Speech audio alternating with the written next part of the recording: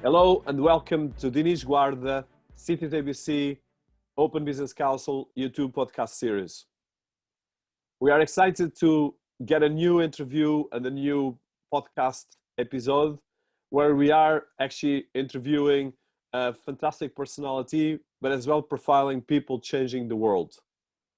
So our series is a fast growing episodes that are actually at the moment getting close to 10 million views, and we've been actually growing and interviewing and profiling around 150 people, from ministers to leading CEOs and authors and university directors, and some of the personalities that are shaping and shifting the world that we live. This podcast series are produced by cityabc.com and Open Business Council and .org. And what we're trying to do here is mostly looking at personalities and people that are looking at the best ways and the best narratives for humanity. So today we have with us someone that I deeply respect, but someone that I'm particularly fascinated and humble to be learning and engaging. We have Sunny Gurpreet Singh. Sunny Gurpreet Singh is a software and industrial engineer and CEO that has been building solutions in wellness and healthcare, and as well the founder and CEO of Edifecs and the creator of the platform RoundGlass. Sunny has been quite inspiring in the sense of been building an organization, Edifecs, that is right now a unicorn, that has been building solutions for health tech, and particular creating new ways of looking how technology can improve healthcare and wellness. And during the trajectory of building the Edifecs platform and Edifecs corporation, he created a new inception and the new platform RoundGlass that is a fantastic platform that is creating a global community for wellness and well-being. Sunny created the concept of Wholistic Wellbeing. His work and his inspiration has been touching thousands of people around the world, and especially in India, has been working a foundation that has been changing the lives of a lot of people and creating a lot of awareness for wellness and well-being. So at the moment, especially with COVID, we are going through mental health care and a lot of other issues. And I think the work of Sunny is more important than ever in the sense of looking how we can actually shape a better world and look at ways of creating better awareness for wellness, for well-being in particular, but in a way that is holistic, that touches all the parts of our life, from our mental health care, for our physical health, but as well for our narratives, for our sense of community, for our journey. So I welcome to our series, Sunny Gurpreet Singh, and I'm very excited to have him here. Hi, Dinis, and I'm truly excited to be doing this conversation with you, and looking forward to how you can share my experiences and insights with you. So Sunny, to start, you have quite a fantastic background, and I want to start with that. So one thing is that one of your expressions that I love from what I read from you, and I've been actually engaging, is that you have this expression that life prepared you for that. So can you tell us about how did life prepare you from your beginnings? Because I think from India to the US to Seattle, where you are now, it's been a journey and a very powerful journey. And I would like to start that because I know that you look at childhood, you look at the learnings of life, but let's start with this basis because I think it's particularly important to start with these foundations. Absolutely. So, I've done, you have your childhood, and then you have, you go study, and then you start your career and you do different things. And some people are very lucky, very early on, they find their purpose in life. They find their calling. This is what I really want to do. And the lucky few do figure that out very early in their life. But for the majority of us, as we travel the journey of life, things unfold. And at some point in time, you realize, and you actually have more realizations than before as to why did the universe bring you on this beautiful planet. And what I'm doing today which I started just a few years ago.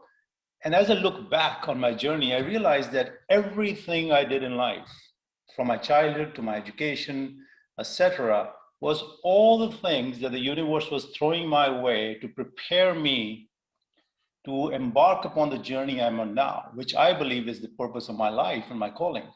And so I believe my true life has just started, and my best years ahead of me. My best growth is ahead of me. And the purpose for which I came to this world is what I'm going to be doing now. And as we discuss more, I'll be happy to elaborate on my previous mini journeys that got me to the journey I've embarked upon now and the future years to come.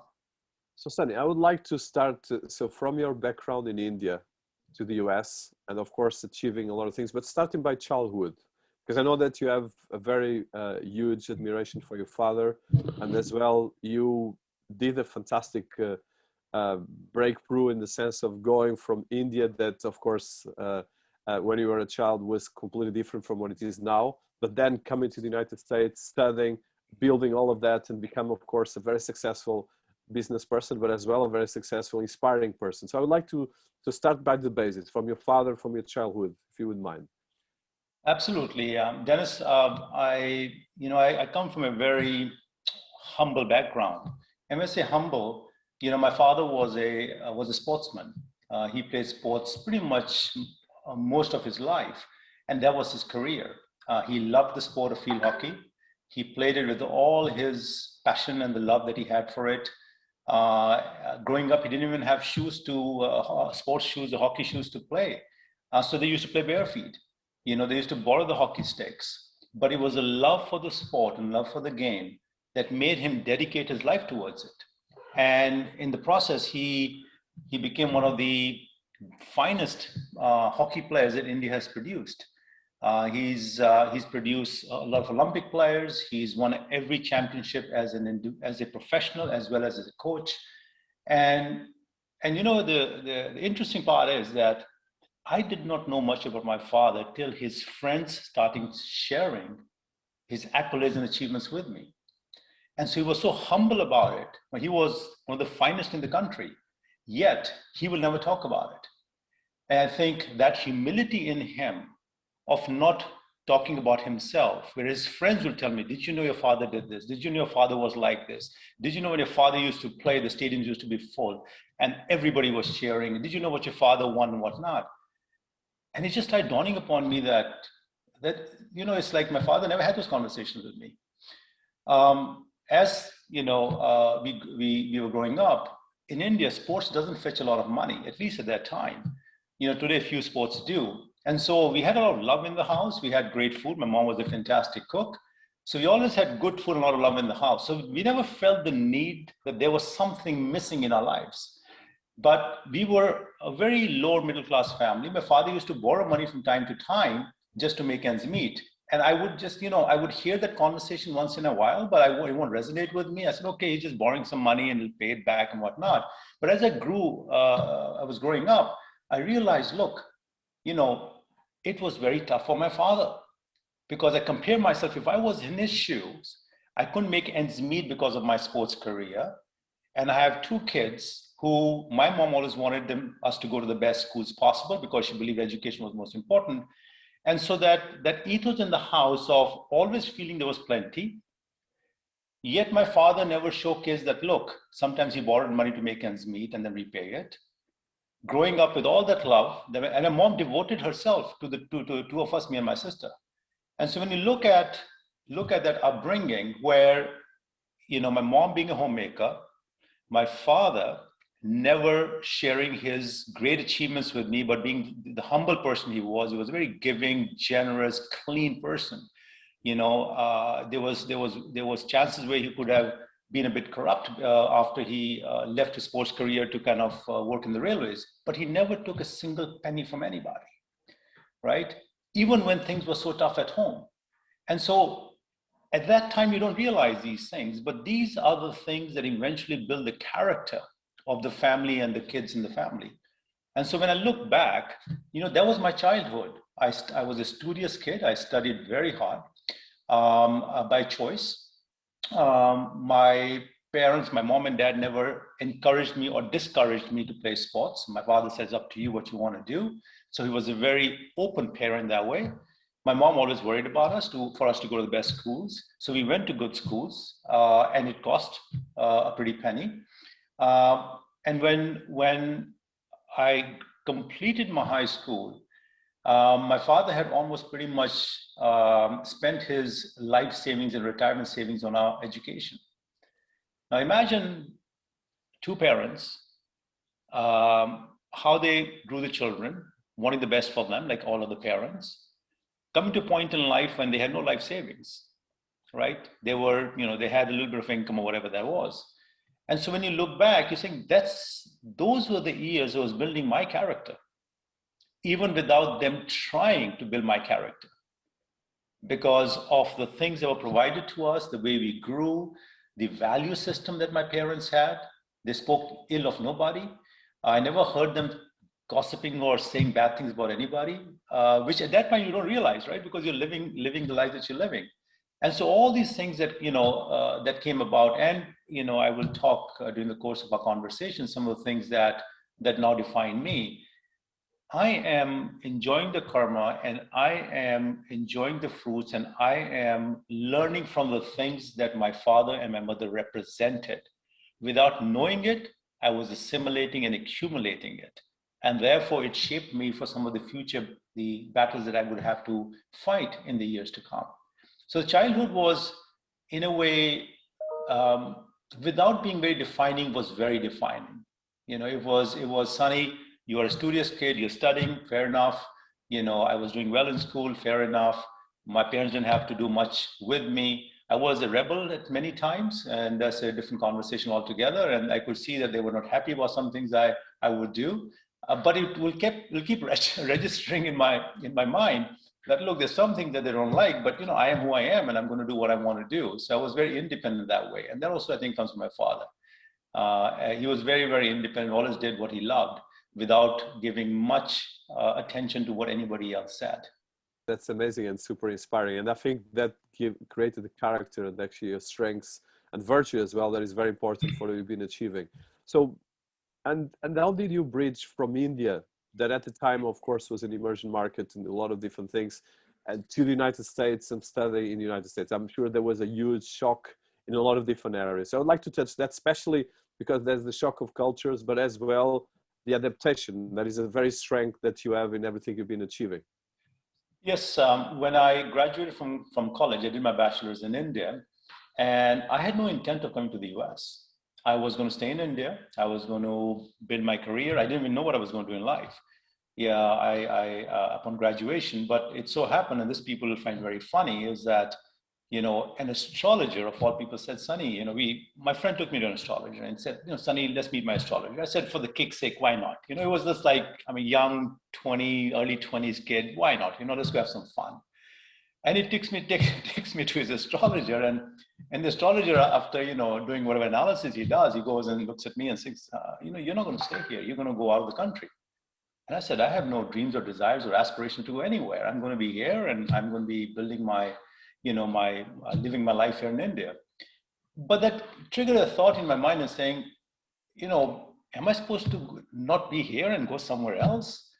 And okay, and then I went to this American Education Center that Delhi had, and I went to start open the books up and looking at all the colleges in the US, and I was talking to people who were also there, and I, what are you doing and who are you applying to, this and that. And I started applying for, and given the background I came from, I could not afford to go on my own dime, right? And I'll tell you about that in just a second. And so I applied to a bunch of schools. One of them gave me a full scholarship. Everything was paid for. And I said, okay, well, let's go.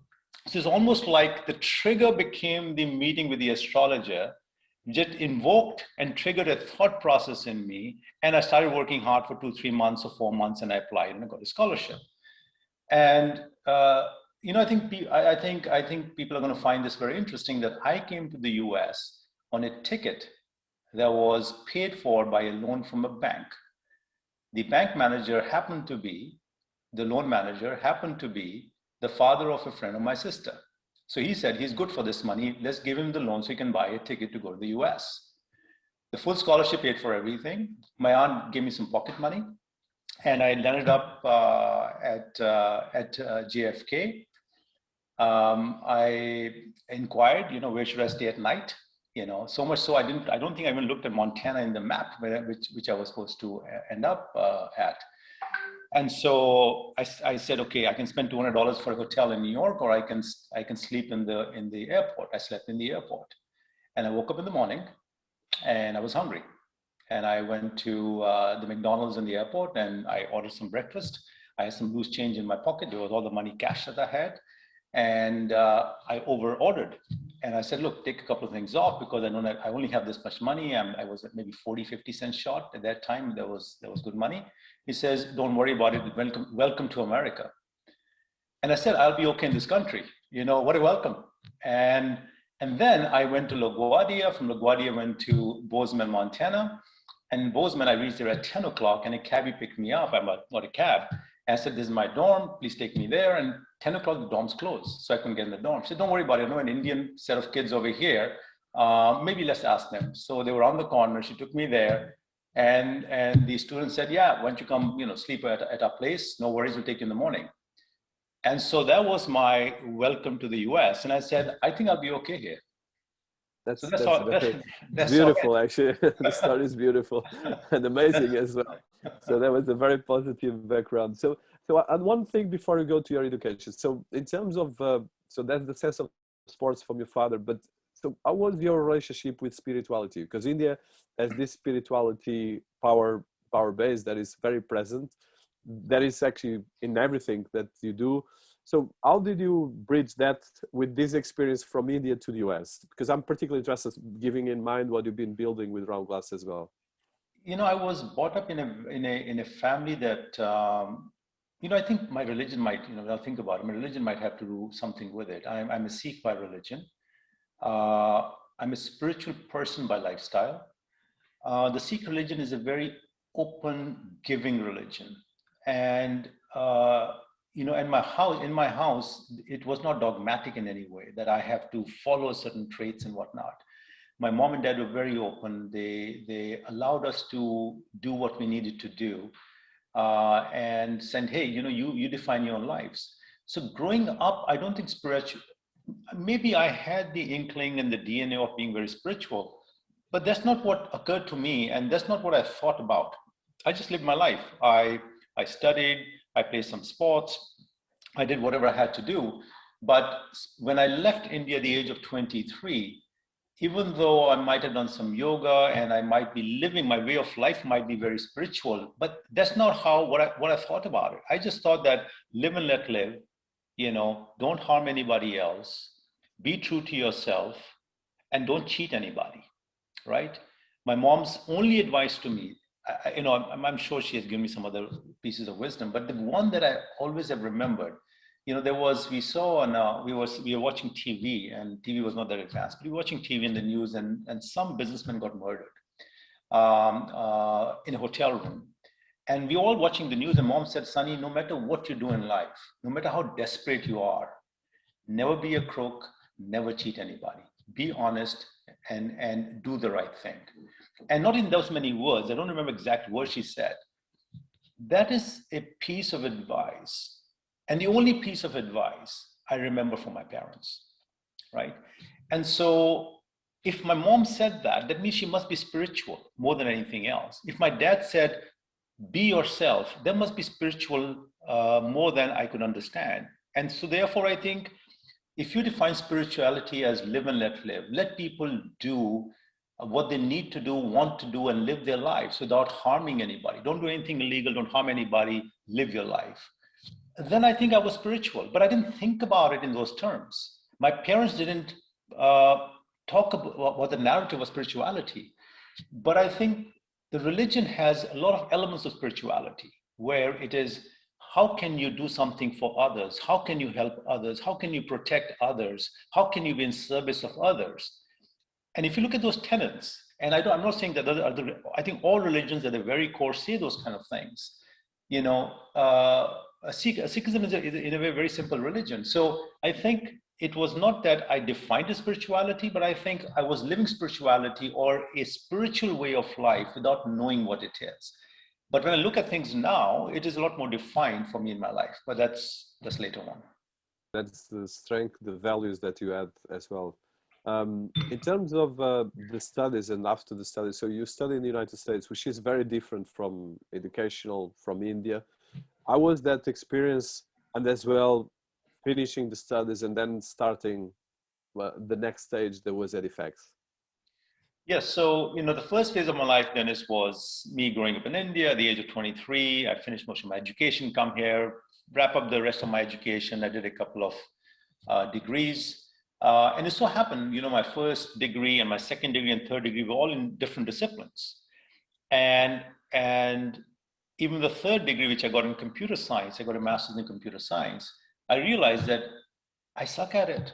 I am a really bad coder, right? And I'm not a great programmer. And I realized, but then and the reason I say that is because late in life, I realized I did my education without realizing what benefit that education is giving me. I was just going through this system of doing something I thought was relevant at that time. And that's an important point of discussion down the road. But when I finished my education, I did about 2.5 jobs, I tell people. In my first job, I spent 3 years, second I spent 3 years. What happened in those jobs was that after 1 year, they were willing to let me go because I was not performing. And I'm realizing my first job after a year, my manager comes to me and says, Sunny, it's like, we'll give you a great recommendation, go somewhere. My second job, the same, and I started doing some soul searching. I said, I'm not a dumb guy and I'm a hard worker. Why am I not thriving in my jobs that I'm doing? And what dawned upon me was that I was cut out to do things in my own way, on my own terms, at my own speed. I was cut out to be an entrepreneur, right? And even though there were examples of it early in my life, which kind of would have told me that, but those two jolts in those two jobs and saying, Sonny, wake up. I would be 3 o'clock, I'll be looking at when do I go home? And there was nothing waiting at home for me, not even a dog. Right? I said, life should be better than that. And so I realized I'm going to, I'm cut out to be an entrepreneur. And that's when I decided that I'll start something of my own, figured out my competencies, which was computer science, electronic commerce. And I started, a company after a short consulting gig after 2 jobs. I started my first company called Edifecs. And so in a way, the genesis of Edifecs was my figuring out about myself that I am cut out to be an entrepreneur, not a corporate person. I'm a corporate misfit. And so that realization took about 6 years. And at the age of 32, I started Edifecs. Oh, that's impressive. And so Edifecs went to become the giant that it is right now, but you went through a lot of stages. So can you tell us specifically from creating to some of the process that were not so, as they were painful, let's put it that way, and as well to become then the unicorn that is right now. So how did you go through all of these stages, and I think a bit of the history of Edifecs as well? I think this is what I think people are going to find very interesting is that here I am, I'm starting Edifecs at the age of 32. How do I start it? I take my credit cards, about 15, 16, 20 of them or some number like that, and there was my seed money. I had no idea how to raise, I didn't even know that investors existed. I didn't know how to raise money.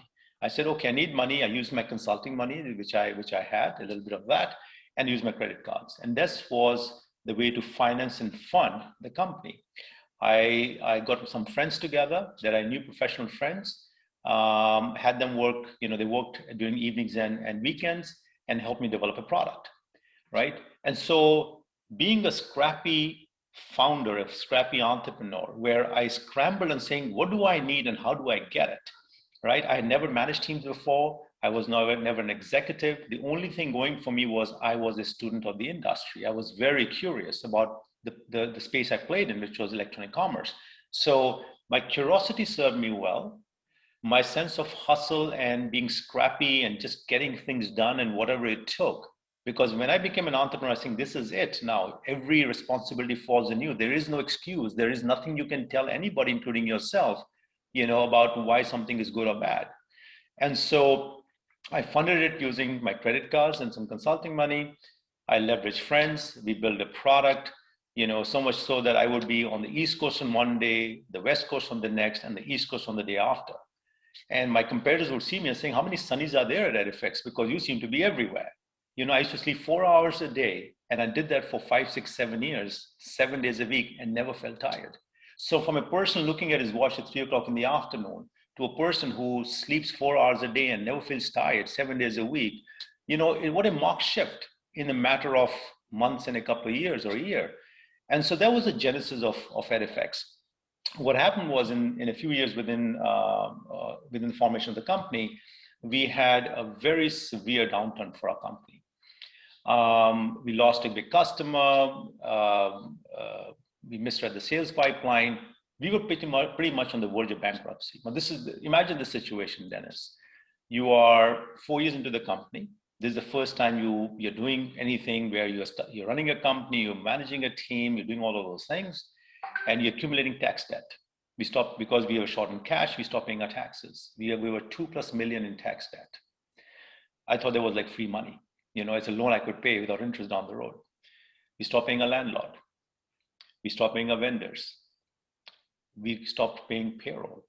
And at the worst time, we were 4 payroll cycles down. We were 2 months out. And imagine that there's a person who has never run a business, no godfather, no mentor, no investors, all of the situation, and suddenly you're saddled with this burden. And guess what? 9/11 happens, icing on the cake. So when all of these things come together, it was a perfect storm. And I tell my friends that twice I've gone to the bathroom looking in the mirror directly at myself and doing some soul searching, which was the first when I started the company, Edifecs. I said, if I lose a shirt off my back, and I'm working at McDonald's, and my friends come in and order a burger from me, would I have a problem with that? And this is like I was, literally there was like, I couldn't hear anything. I was just in a zone. I said, that is okay, Sonny. I said, well, okay, then let's start a business. If I lose a shirt off my back, McDonald's will give me a job, and I'll be okay. So I started the company. So I had nothing to lose. And I went again in the same condo. I went in the bathroom. I looked at, because I was just like, I was on the verge of, depression, so to speak. I'm a natural, I always swim, I never sink. So I was like, lying in bed, looking at the ceiling. Why should I get up in the morning? IRS is calling me, landlord is calling, my people are looking to my eyes and saying, Sonny, when's the next paycheck, et cetera, et cetera. All of these forces are working on you. And I said, okay. And my friends were telling me, Sonny, quit your job, go take another job, you'll find another job and all that good stuff. So here I said, what do? Do I shut the company down? Do I declare bankruptcy? Because I consider that option too. Or we do something else. And I said, what kind of role model do I want to be to my kids? And I want my colleagues to be to their kids and families. I said, if we have the chance and the hope to survive one more day, if we can survive till tomorrow, then let's make the decision of what to do with the company tomorrow. So we decided to keep the company going, and every day we just became more and more integrated, communicative, fighting the battles, and we would stretch the dollar every which way. And it's so shocking how much we could do with how little, how the company came together, how the colleagues came together. We became, very tight. And it took us 5 to 6 years to get out of that mess. We used to meet the IRS every month, talk to the IRS officer. He understood that I was trying to do my best. And therefore, we paid all our tax debt, we paid our landlord, we paid all the vendors, we paid all our people, we gave them stock options.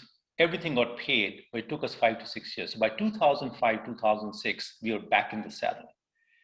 Now, from a verge of being bankrupt or being shut down to a point where you have now started thriving, because then we just looked up and up and up.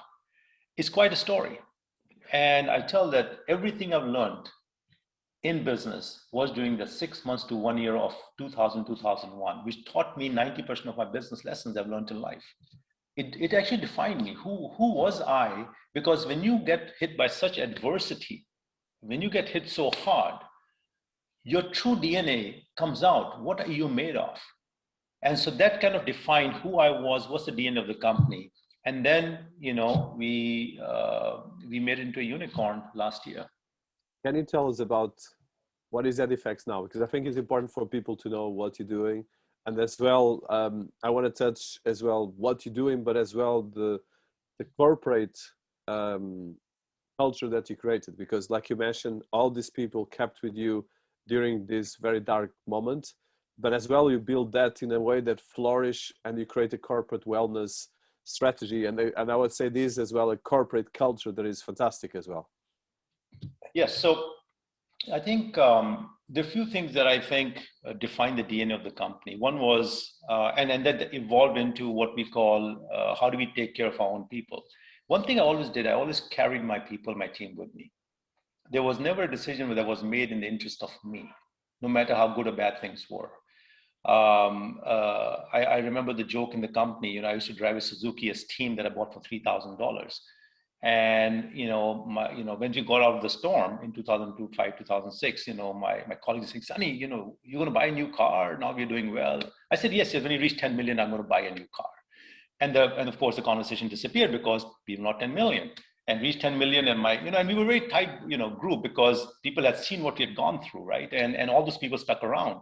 And that's why we have such longevity. And my leaders have been with me so long. I said, when you reach 25 million, I'm going to buy a new car. And we reached 25 million and everybody's excited. Sunny, what car are you going to buy? And I said, no, 50 million. I'm going to buy a new car. And then I bought a new car when we reached 100 million. And the thinking was very simple. I am going from home to office and back, and maybe a couple other places. I didn't need a car. I always bought things last. I always paid myself last. And it set the precedent in the company. Look, Sunny is going to feed himself last after he feeds us. That means he is more concerned about us. He's more concerned about our customers and the company and making sure that we are thriving than himself. And so that kind of set the tone.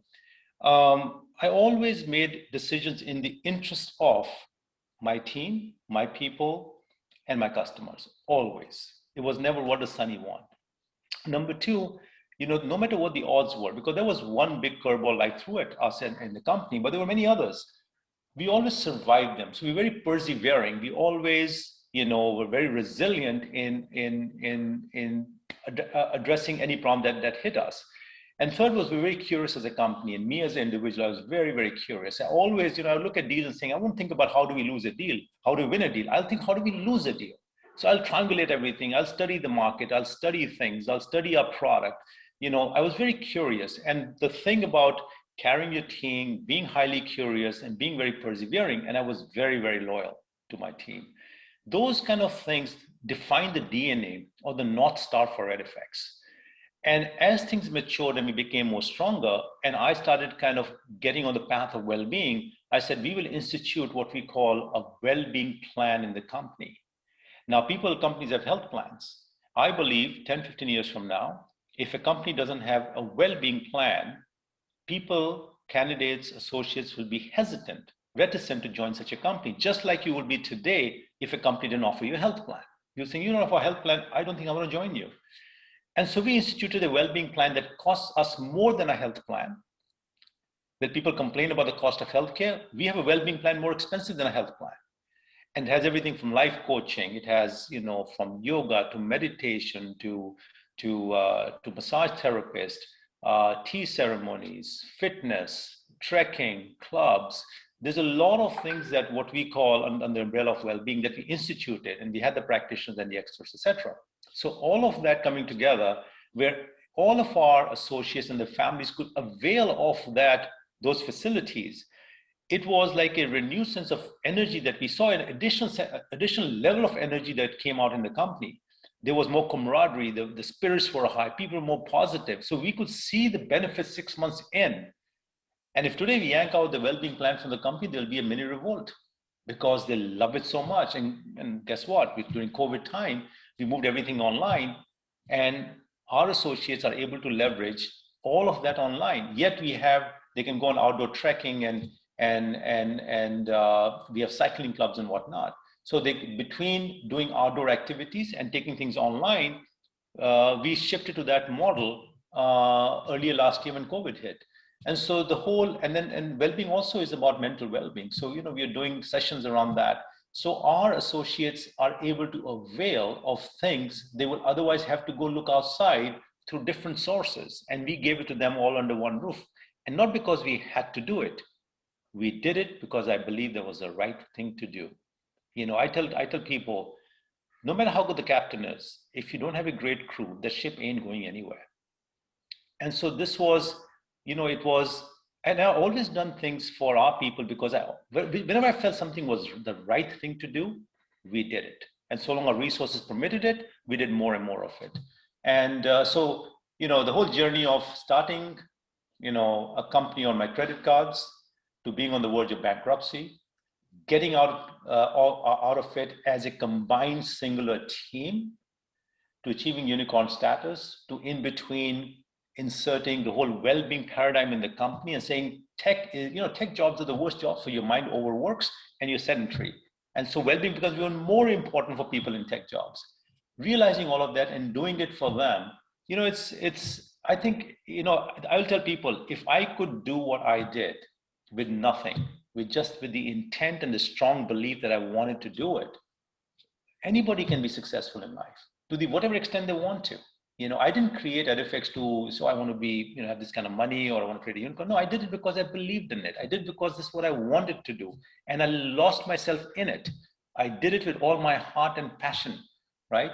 And I came out okay on the other side. I could have failed, but that failure would have then redefined me and would have grown me to another degree where then I would have started all over again. And I still would have done it because I so firmly believe in it. And so I tell people, if I, against all these odds, can do what I did, anybody in the world can do it. Congratulations, because it's inspiring, but as well it shows a very different way of doing business that actually is not so present in the Western world, because it's a sense of loyalty, the sense of unity, and the sense as well of community. So I want to touch, I know that you discovered the concept of well-being and wellness a bit later in your career, because like you said, you had a lot of all the stress that you went through, all the lost sleep nights and so forth. So can you tell us when you discovered this well-being and wellness? And I want to touch this as well with the fact that Edifecs builds data for health tech. So it's quite interesting that the two things in some way relate. And I want to see how, first of all, how do you discover wellness, but secondly, if you are looking at the datafication of this as well, because in the end of the day, it's about looking at data of our own self and moving the two things.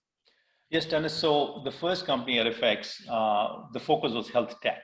We were a technology company in healthcare, and our focus was data.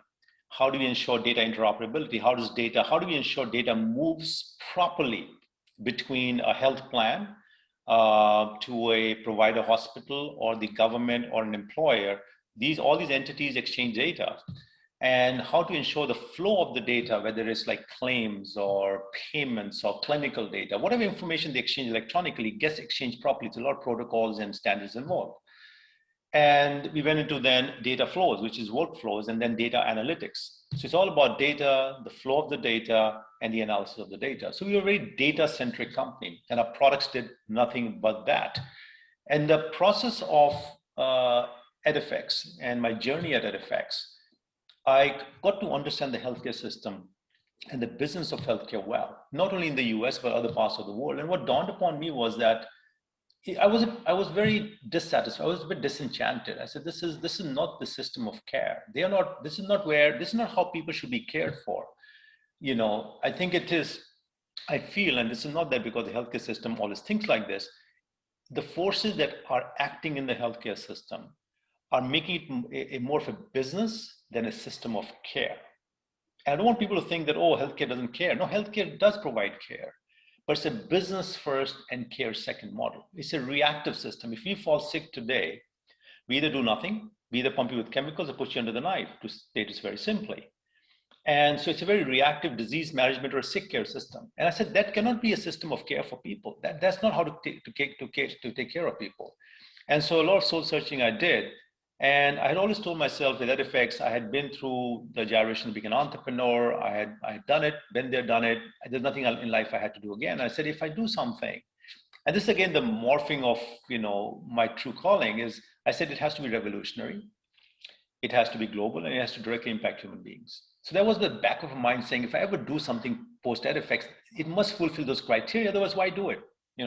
just take it easy. And when I looked at the state of healthcare and how it was being run, and then I look at humanity on the other side, I looked at people on the other side and saying, we are not providing great care for them. We are not looking out or looking after them. And we are spending $4 trillion in the US and trillions of dollars worldwide. There are only so many countries in the world with a GDP of more than $4 trillion. And we are spending that much money just on healthcare, and we still not provide the kind of care that I believe people in humanity need. It led to the genesis of RoundGlass, and the answer was holistic well-being. And so from being a health tech company, understanding the healthcare industry, how it works and what it is not doing, and the soul searching thing, but this is not right. I could not sit still. I could not let it go. I could not saying, okay, somebody else's problem. I've done my part. I've created jobs and all the good stuff. It was not sitting well with me. And the genesis of RoundGlass took place. We said, how do we embark and show people, how to live a life centered around holistic well-being? How do we enable holistic well-being for them? And that was the genesis of transitioning from health technology to transitioning to holistic well-being. So let's focus on what is RoundGlass. So you mentioned the concept of how to live, and as well concept of holistic well-being. Let's start with, first of all, what is RoundGlass for people that never heard about it, that are discovering RoundGlass? I look at RoundGlass, even though as a corporate entity, it's a company, but I look at RoundGlass as a concept in evolution. And the concept focuses on how to live, because our modern lifestyles we have forgotten how to live. We have all these lifestyle diseases, for example, whether it's the state of mind, depression, anxiety, stress, BP and hypertension, or diabetes and pre-diabetes. You have all of these lifestyle diseases that are caused predominantly because of the way you live and the environment around you. And I said, if you look at the modern lifestyle and you look at those lifestyle diseases, that in fact is the epidemic of our times. Even though COVID is a pandemic, the epidemic of our times is the modern lifestyle. We are not living life from joy. We are not living our life properly. We are in fact falling off a cliff. Look at the numbers, right? There are 100 million people, more than that, in the US who have one lifestyle disease or the other, whether it's a depression on one side or a diabetes on the other side or something else on the other side. In India, for example, where I call my US and India as my two homes, over 100 million kids are stunted, obese, or wasted. Over 100 million people with diabetes or pre-diabetes. These numbers are staggering, and they are increasing. More than half of America is tech addicted, right? So we have all of these addictions, we have all of these issues, and this is because we have forgotten how to live. So RoundGlass became saying, we are a concept. We're going to evolve the concept of showing people how to live. Live, or the journey of life, will be centered around the core values and living holistic well-being, which basically means physical well-being, emotional well-being, mental well-being, social well-being, spiritual well-being, we're so inclined, financial well-being, professional well-being, and so on and so forth. It's a multivariate equation. But how do we, in a simple manner, present the whole concept of holistic well-being? Because holistic well-being, at the end of the day, is the ultimate in behavior change. If you look at the most significant behavior change you can incorporate in your life is embarking upon life holistic well-being, because it does everything, or it's almost antithetical or contrary to how we live our life today. We say slow down, live in the now, live mindfully, look at the low-hanging fruit, that you can do things today that you're not paying attention to, but are more important than the things that you're doing today in life. So it's the ultimate behavior change. I said, how do we take this multivariate equation of holistic well-being, dumb it down, simplify it through tech, content, and access to masters all over the world, bring these things together, and then offer it to humanity in a way that we can democratize well-being, as well as make it, it should be like you brush your teeth in the morning, you live a life of holistic well-being. It should be that integrated and ingrained in your life. And so that's what we are up to. And again, as much as we think of RoundGlass as a company, we believe that it's a concept to show how to live. And the core of that living is holistic well-being. So this is a very powerful concept, because in one end, holistic wellness or holistic well-being is an approach towards being healthy that looks to a person's health in a holistic way.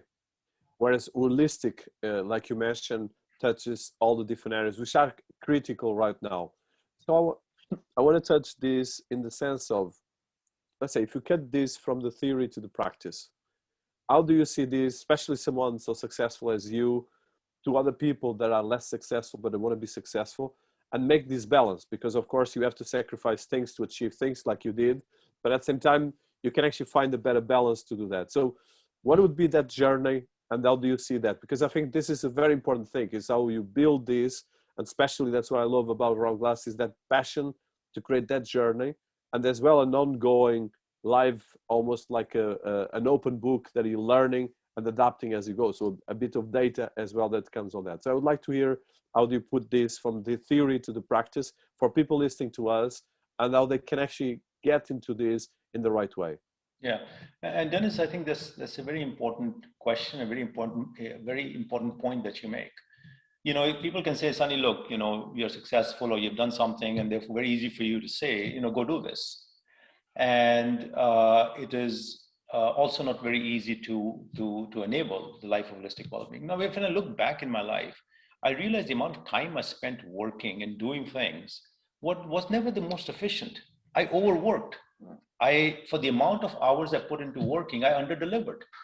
And I could have done what I did in life by working 60%, 50% or so of the time I worked. I could have worked being more aware, a better decision maker, being smarter about things, etc., etc. Now, coming back to, you know, we have, you know, living holistic well-being now. You know, in order to enable the life of holistic well-being for people, our goal is to simplify that whole process. That means, how do we enable them to set up habits, micro steps, and incorporate what is more relevant to them, or the most relevant to them in their lives, right?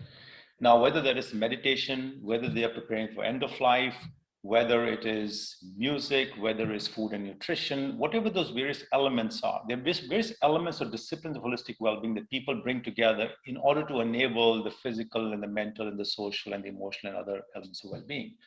How do we combine the kinds of well-being to the disciplines of well-being together, so we abstract the complexity under the hood?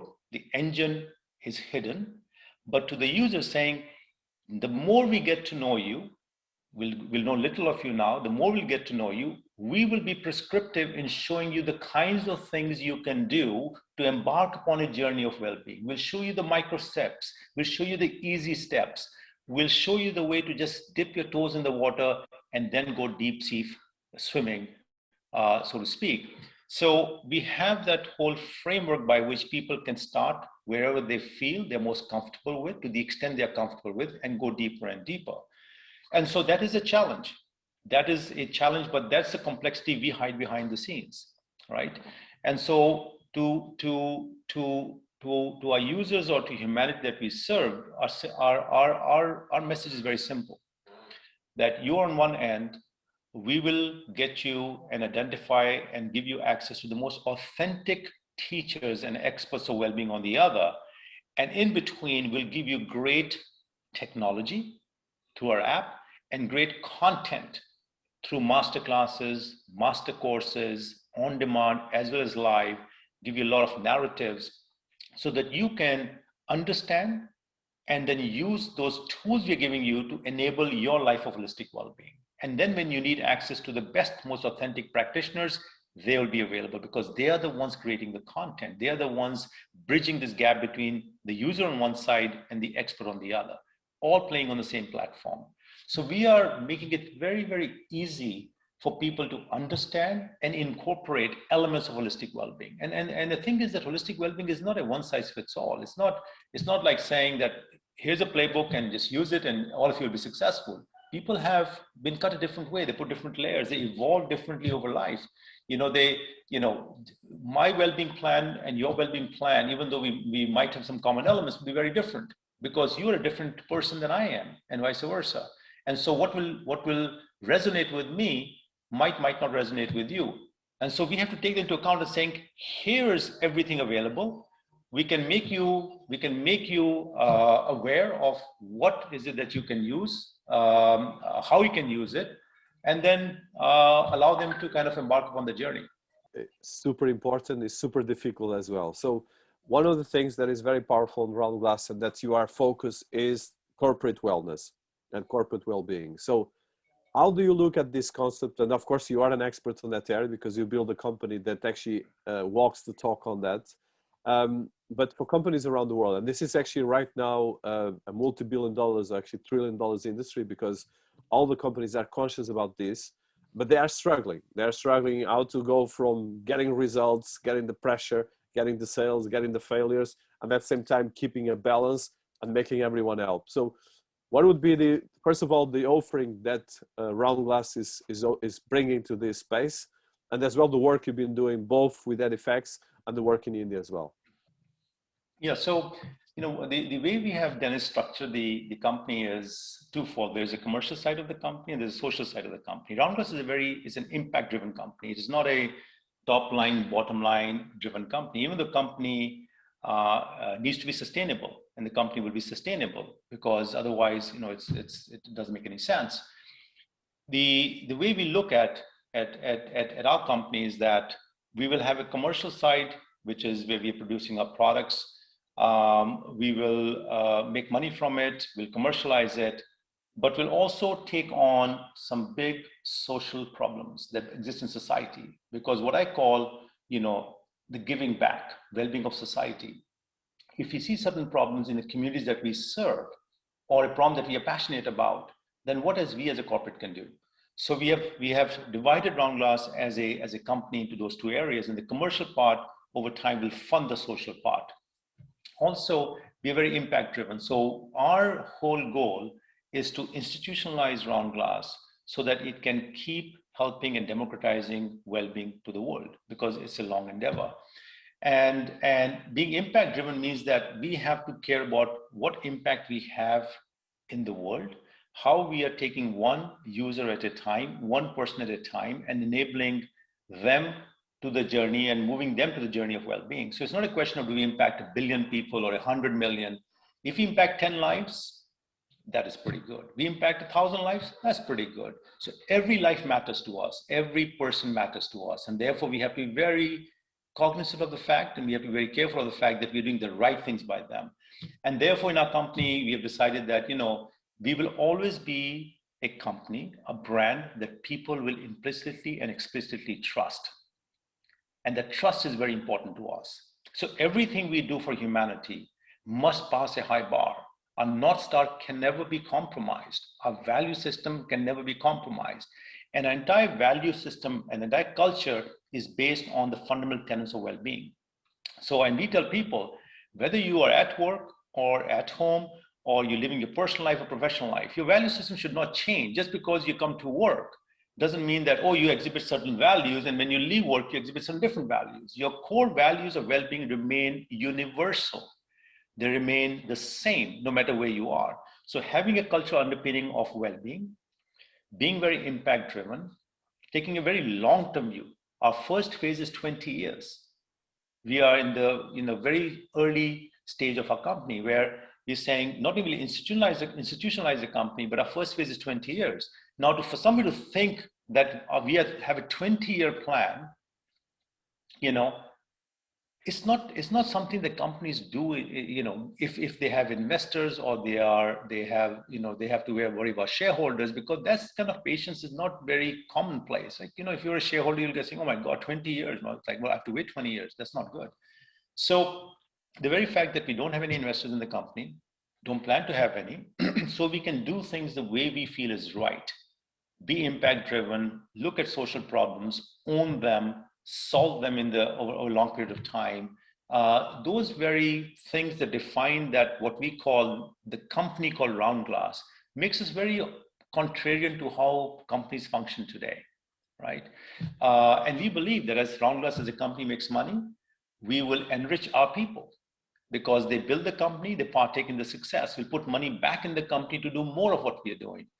And so when you look at that, it becomes a very orthogonal company of how we are functioning, how we are thinking of creating this entity, and perhaps redefining the way corporate culture works. We actually truly do want to redefine over the coming years, what is corporate culture? How should you treat your people?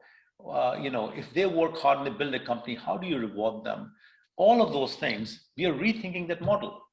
And so far, it's been working, and we are very bullish, and we will actually publish our findings. We'll incorporate very contrarian ideas, we'll publish them, we'll showcase them to the world, so that the world can say, okay, these things are working, can they work for us? Maybe get inspired by us, maybe they'll be critical and give us feedback, and we'll improve ourselves and saying, hey, maybe we should do things even better than what we're doing, or differently than we're doing.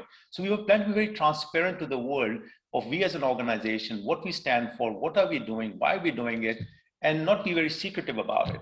And so because being transparent and being reflective in feedback is one of the core tenets and values of well-being. We want to incorporate that into our culture and us as a company, how we function. It's very inspiring and visionary. So I want to touch the 20 years vision and journey. I think that is a very important thing, because most of the companies are thinking short term, especially with COVID-19.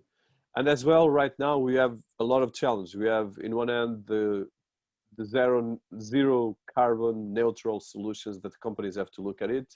There's the challenge with, of course, everything that is happening with the pandemic. And there's the challenge as well of the mental health care of people, and the corporate, and the relationships, and everything that has been happening, especially in the last 1 year. So in the light of last 1 year, and I think that is even more important, a vision like RoundGlass, how do you see this specific for people struggling that are out there, but as well that sense of positive and perseverance that you have, but as well curiosity and never giving up? Because I think that is one of the things that I love about you and about the work you're doing, is a sense of, first of all, okay, accepting the facts and then moving forward. But how do you look at this, especially for people looking at us? Because, for instance, if you look, just some data is that most of the companies right now, the time frame of companies is like 5 years is already a very good one. Most of the companies don't even succeed for more than 1 year or two. And most of people just quit. They give up, and they quit on their personal things, and they quit on the business. So and as well, we are in the verge with the fourth industrial revolution of a lot of automation, and as well, people will have more time with this automation. So I know there is a lot of things in this question, but I think it's important, especially on the vision of RoundGlass, because you're touching in Edifecs technology and data. In RoundGlass, you touch the holistic concept that is very important for our times. But how will you put the two things together? That's the puzzle, and as well the foundations that we can actually, that we need to succeed. Yeah, so, of course, COVID was a curveball thrown to everybody in the world. And some suffered more than others, and some will probably suffer more than others. But when it comes to the COVID point of view, this is what I tell and I share with people. I said, look, I believe COVID is nature's way of telling us, wake up, right? And look at what's most important to you. It's of course very sad what's happening. It is, nobody wants that to happen to anybody in the world. It is a very serious situation. But if we learn nothing out of the last 1 year for what has happened to humanity, then shame on us. That nature in its own way threw a curveball and saying, wake up, guys. What is important to you, right? They are validated instances of people living better just because they slowed down, because there was less pollution. There was less of the bad things in our life that usually will permeate if you were just running the whole, what do you call, the race of life, right?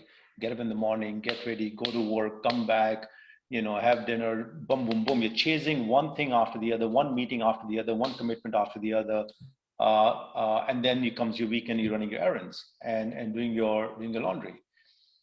Whereas that whole industrialized way of living, that whole cyclical way of leading every day of your life is not truly living. You are chasing. And what COVID has said is, slow down, take stock of yourself, better yourself, make yourself stronger. It is giving us those messages in a lot of ways, right? One thing that I incorporated more in the last 1 year than years before is I've incorporated by an order of magnitude more well-being in my life. Why? Because it just became even more front and center. It was a clear and present danger from saying, look, Sonny, how are you going to be stronger in the face of COVID? How can you make your body stronger? How can you make your mind stronger? Because now you are in your house in the four walls. You're not meeting anybody. You are online. You are probably now working more online and more hours. When you combine all of the circumstances you're in, and you are jostling with your family in terms of your spouse and your kids, and you're spending time with them, and you don't have an out, you don't have me time. All of the factors start coming in. You've got a pressure cooker environment, and this is the state of being for us today. So from chasing, we're in a pressure cooker environment, right? It tries the best of relationships. It tries the best of you, and therefore mental unrest and mental anxiety, those things come front and center. So if you look at COVID, it is as much as an opportunity to grow and better ourselves, as much as telling us, is breaking the fabric of families and individuals, right? And that's, and forget about the explicit impact of COVID, which is you get sick and you can die. There is a collateral damage because of COVID being in the world, which is your mental health. And so what we are doing becomes even, I believe, more relevant to show the world that, look, holistic well-being for you, which is all these elements of well-being, and incorporating them in you and your family tribe and your social tribe, which is your friend circle, and the society at large, becomes even more important. To calm down, to slow down, to take stock, to focus on things also that are very important. People, relationships, society, equity, diversity. Don't people suffer if you can help it. Well, look at what's happening in India, for example, right? It's chaos over there, right? The best and worst of societal values are going to come to fore. You're going to see the best of human stories and the worst of human stories in the coming days and weeks. And you already have seen some of them, right? And so that's what COVID is teaching us. And that's why well-being is so relevant today, and more so relevant. I just wish that we were 5 years ago where we are today, and we could have had a better impact, more impact, because my heart cries out to people and saying, how can I help more? And that comes to the whole point of me at this stage of my life when I said, this is my true calling, is I said, man, I'm so late. The universe should have prepared me 5 years ago to do this, 7 years ago to do this, so that I could have helped humanity during the times of COVID, much more so than I can do now and my team can do now. So the relevancy of what we're doing, very important. The need for humanity in terms of incorporating well-being, very important. And from COVID, if we don't learn, then shame on us as people. Total shame on us. I think we should use COVID as a raw energy to redefine ourselves as to who we are as humanity, who we are as human beings, and what's important to us, what's of value to us, and course correct our lives. It doesn't mean that you stop working and you stop getting a better house or none of that. It means none of that. It just means course correct your life, get back on the journey of well-being. Yet, if your professional well-being and your financial well-being desires you to buy a new house and get a new car and take a nice vacation, absolutely do that. Eat finer food, absolutely do that. But it cannot define you. And I think that's what COVID is telling us, the way I look at it. It's an opportunity to better ourselves. I completely agree. And although it's not easy, it's the only way we can look at this. So I'm cautious about your time, and there's a lot of questions still, but we'll take it to end. So one last question. So you've been doing a powerful work with RoundGlass, especially in India, with RoundGlass Sustain, with the RoundGlass Foundation, which is, in one end, the inception for everything right now that you're taking worldwide, and in the US in particular, where you're starting more, and the app. So can you tell us about this work? Because there's a lot of things they've been doing. There's already a lot of coaches involved in RoundGlass. There's a lot of work, but especially you are already touching thousands and thousands of lives with the work you've been doing, especially in India, but as well right now worldwide. Yeah, so, Dinis, like I was mentioning, RoundGlass has a commercial side where we will have products and we'll make money to sustain the company, but we also have what we call hardcore social impact projects. And so we believe that every corporate in the world should take ownership of one problem, or one social problem, or a micro problem, or partners up with others to take ownership of one problem, but lead it. And they should take ownership of it to solve it and give it 15 to 20 years to solve that problem. Now they can partner up with foundations and other companies, other individuals, but they must take ownership of the problem. That's important.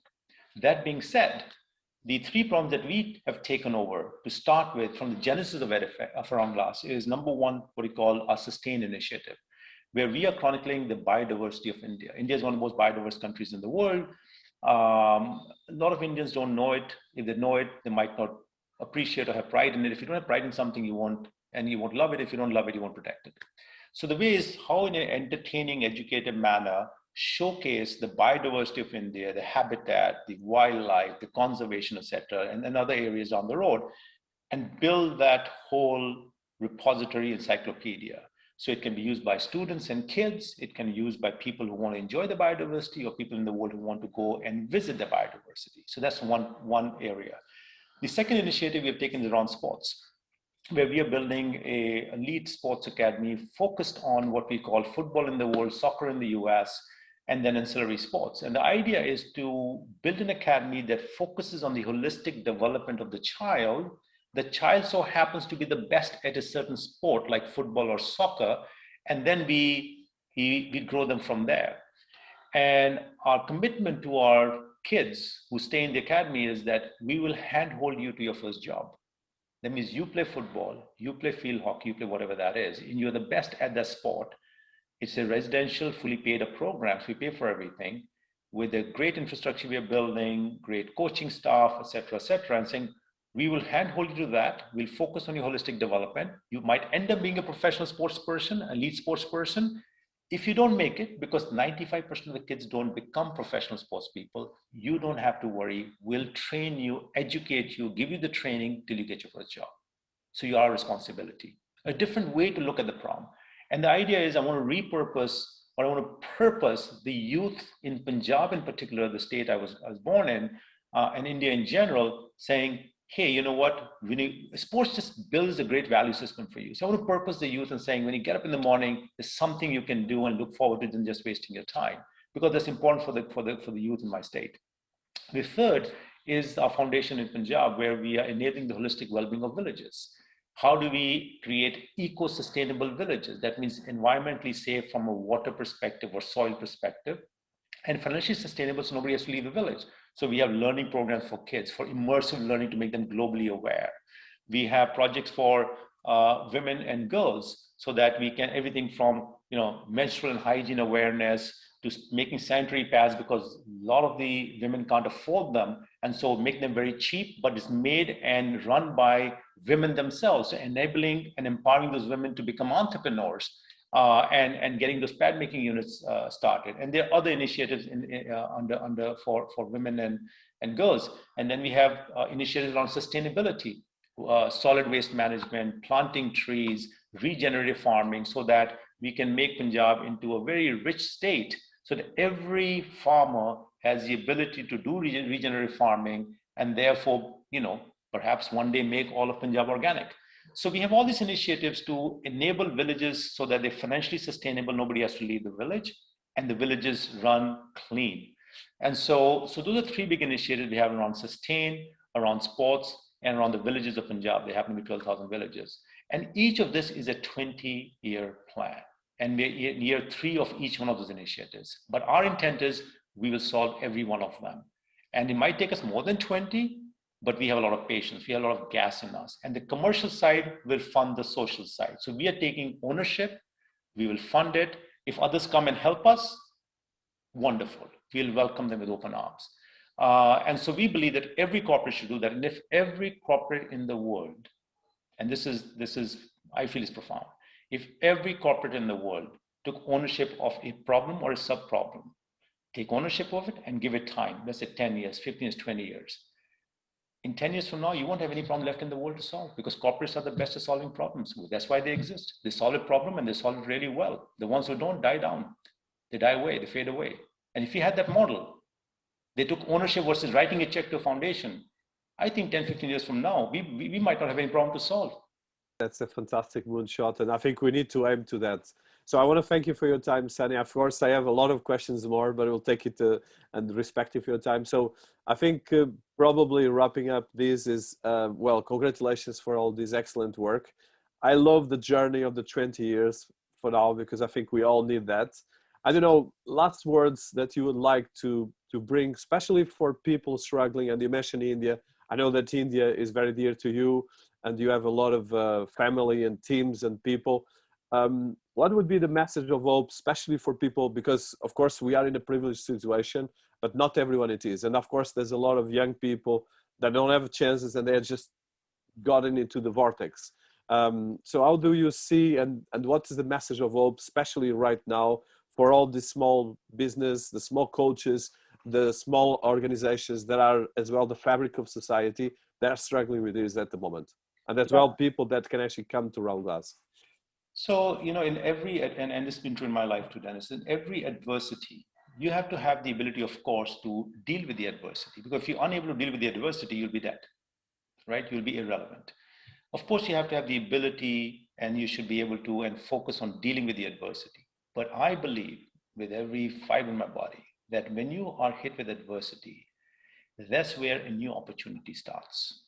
The question is, do you want to leverage and grasp that opportunity, or you just want to keep dealing with the adversity and keep complaining? So can you either say, when things are so bad and what do we do, and have that conversation, keep having that conversation, saying, you know what, enough is enough. If you're going to deal with this adversity, there is COVID, there are issues, there is illness, there are deaths, there is economic pressure, etc. But from that, what do we take out? How do we take that raw, chaotic energy, what we can call COVID today, and unleash the potential of every human being in yourself? Because we have great potential, we just don't unleash it. How do we unleash our potential? In looking at the possibilities, looking at the opportunities, and embark upon a much more productive, revolutionary journey, or whatever you want to call it, so that when COVID fades away, which it will a year, 2, 3 from now, we are set up on the right path. We are better human beings, we are better humanity, we are stronger people, we are stronger individuals, we are stronger companies, and also the message of COVID is carry people with you. Not only help yourself, help the others you can along with you. And if everybody had that attitude, that we are one people, one humanity, we are one society, one world, and we have to pull some people with us, and everybody does that. That energy it's like, wow. The amount of energy you'll generate in this world will be tremendous, and we'll all come out of this as better people, as better humanity. And if you can do that, some companies might fail, some might struggle, but on the overall, for the greater good, I think this would be the best thing that ever happened to humanity. And how about we take COVID and saying, COVID made us better than we ever before by an order of magnitude. Now that, I think, a story I like to tell my kids 10 years from now, that COVID came, it hammered us and re-hammered us, but we together as one people came out of it, and we were 10x better than we were before, both individually and as a society, economically as well as socially. I think that our kids will be proud. They will look into us saying, yeah, you did okay. Thank you. It's, I think, fantastic. And I think we all need to think about that, especially making action in this adversity and all the challenges we have. And as well, so Sunny, thank you so much for your time on this. This one is on the YouTube channel that we're going to be promoting. It's been really a privilege. I'm very inspired, and a lot of ideas that we will continue exploring, but I really appreciate this time. Very precious. Dennis, thank you for spending the time with me, giving me this opportunity and listening to my thoughts. And I thoroughly enjoyed sharing them. So thank you. No, I'm very grateful. Thank you. Namaste. Namaste.